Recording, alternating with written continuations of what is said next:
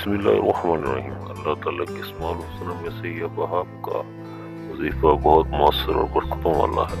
یہ وہاب کا مطلب ہے عطا کرنے والا یا بے حساب بخشنے والا۔ یہ وظیفہ رزق میں برکت، دولت کی کشادگی اور اللہ کی خاص عطا کرنے کے لیے کیا جاتا ہے۔ وظیفہ کرنے کا طریقہ: سب سے پہلے 5 وقت کی نماز کی پابندی کریں، کیونکہ نماز کے بغیر وظیفہ اثر نہیں کرتا۔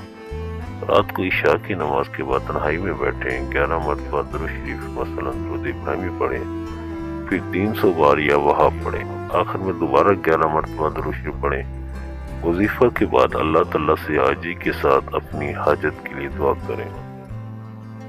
اہم باتیں: اس وظیفہ کو کم از کم 21 دن تک روزانہ کریں۔